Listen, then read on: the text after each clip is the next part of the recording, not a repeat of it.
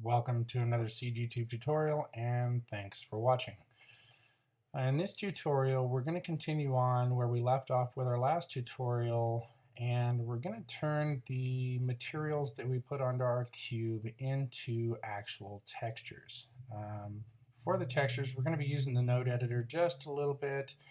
We're going to use textures that we got from cgtextures.com. Great guys over there. Have a lot of stuff that they make available to you. So definitely a good resource, definitely something you should check out if you have not yet. So let's get started. We are going to go to our UV image editor. I'm just going to leave that window open because we may need to manipulate a few things. So I'm going to go right here to the split between the screens. So I'm going to right click and I'm going to split that area one more time. And I'm going to zoom out a little control mouse wheel for that on the UV image editor. Then down to the bottom left corner, and I'm going to open up the node editor. I'm going to press N to get rid of that menu because I really don't need it. And you can see here that we have our material for side 4 displayed because side 4 from our last tutorial is actually selected at this moment. On the right hand side here you'll see side 4 under my materials tab and the bright green color that's associated with it.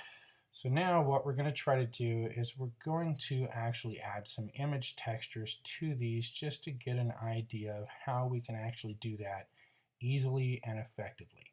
So the first thing we're going to do is we're going to go back to side 2. We're not going to bother with side 1 because if you remember from our last video, side 1 is still associated with 3 sides of the cube. So that would really kind of distort the image. We may go a little farther into it and separate those out, add a couple more. I don't know. We'll see how it goes in the video. But for right now at this point, we've got side 2. We're going to select side 2. You can see it's selected there. I'll press A to deselect because we still had a different side selected. So now we're going to select side 2 again. And the only thing you see in our UV image editor is side 2 that we have selected. So now we're going to go over to the node editor and we're going to press Shift A and we're going to go down to texture and go over to image texture and left click that, and we're going to drop that in the window, and we're going to connect this where it says color output, and this is a general thing for you to have a good idea of too if you've never worked with the node editor or you're not really sure of anything. It's pretty much color coded to be foolproof, so the green ports go to the green ports, the yellow ports go to the yellow ports, and so forth. I mean, there are some manipulations that go deeper than that, but we're not going to get into that right now. But this is just the basic setup to get the idea of getting an image texture on your actual material. So we're going to connect the color output of the image texture to the color input on the diffuse shader here. And now you can see that we've lost that nice red color. And if you look over here in the material tab, you'll see in the window, now it's associated with a purple color. The purple color typically represents something that doesn't have the image attached yet. So what we're going to do is we're going to go ahead and attach that image. We're going to hit open here on our image texture in the node editor. And we are going to go to the desktop, and I'm just going to go into my images here, and we're just going to pick a generic block wall. So let's just pick, say, this one here. And you can see it's already displayed on the cube, and it's on that side, and that's material mode. And I'm going to go into a quick render just so you can kind of see how it looks rendered. And this is what it looks like rendered. So now back into texture mode. Now that we have a texture, that's another thing to be aware of. Before, all we had was materials, and you can see the blue is showing right now because I am in material view. So the blue is showing and the green is showing, and our texture that's associated with the material for side 2 are showing. But if I actually go down to our view and change it to texture, the only side that shows anything different is the one that actually has the image texture in our node editor applied to the material. So that's important to note. Don't think you did something wrong if you haven't applied a texture to your material and you're not seeing anything happen in the texture view. So back to the material view, and now we have this texture here. And we're going to play with this a little bit further just to give you an idea of some of the things that you can do with textures with the node editor. It's really, really simple. A lot of people make it seem much more complicated than it really is.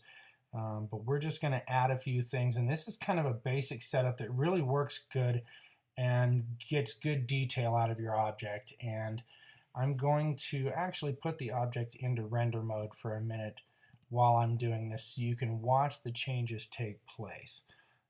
First thing we're going to do is we're actually going to hit Shift A again. We're going to add in a shader, and it's going to be a mix shader, and we're going to insert it between the diffuse and the material output. Now that mix shader is affecting, you can see things changed already. It darkened up a little bit.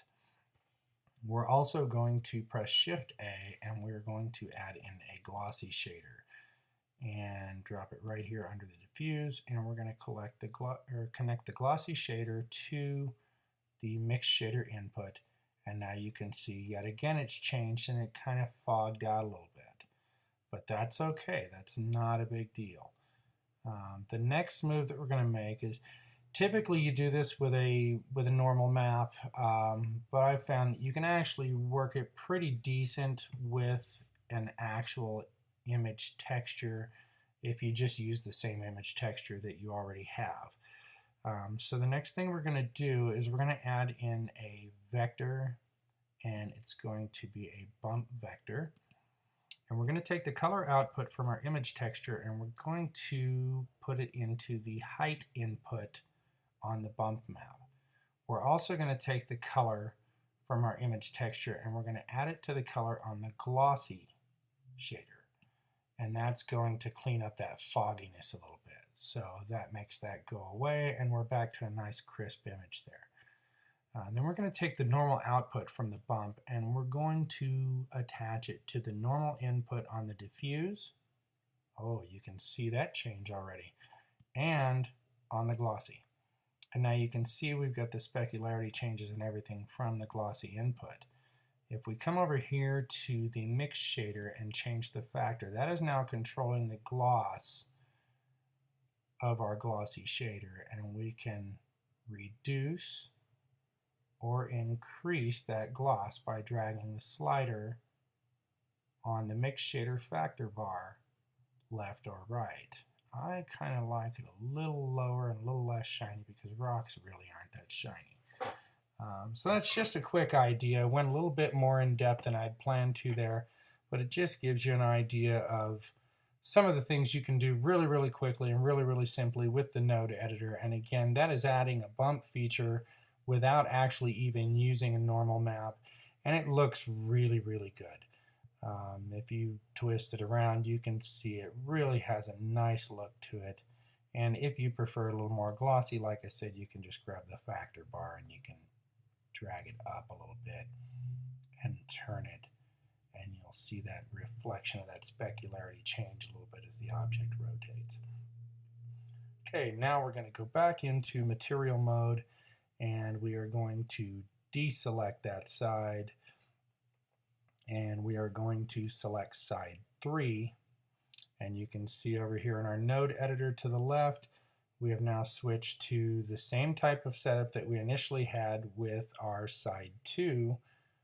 We have our blue color displayed on the diffuse, and we have our material output, and our diffuse blue material is connected to the surface input for our material output. So we are going to add a texture to that now, and we're going to press Shift A, and we're going to go to Texture. We're going to go to Image Texture again, drag the color output to the color input on the diffuse, and again we lost that color, and in our Materials tab we have that purple associated again. We're going to click Open, and we're going to go back to our CG images. Oh, And back into the block walls folder, and we're going to pick a different kind of block. How about this one? Again, these textures are courtesy of cgtextures.com. Really should check it out. Those guys are great over there. So now we have two textures on one object, and let's render this just so you can get a feel for it. Excuse me. So now you can see the difference between the one that we actually applied all those changes to and one that really doesn't have those changes. And if I just run through those changes really quick, Shift A, add a mix shader, Shift A, add a glossy shader here, and connect my color to the glossy, get rid of that fog, and then Shift A, and we will add our vector bump, drag our color from our image texture into the height input, normal out to the normal inputs on the glossy and the diffuse, and all of a sudden now we have that same depth and specularity on that type of rock as well. So we will go back to the material, and we have one more side to do. We're just going to do it really fast now. We are going to press Shift A, texture, image texture, drop that into the window, connect it, and I'm going to open another image. We'll choose another image from those great guys over there at CG Textures. And how about something that's totally different? Okay, so now you can see this one's really flat and smooth, so you kind of wonder what's it going to look like if we try to do that bump mapping. So let's take a look and see. We will add our mix shader here. We will add our glossy shader here. We will connect our color to the glossy as well. And we're going to throw our vector bump right here and connect our normals. And it doesn't really appear to have a lot of depth, but one of the things that you can do on this is you can actually take the slide bar on the bump and increase the strength. It typically stops at 1.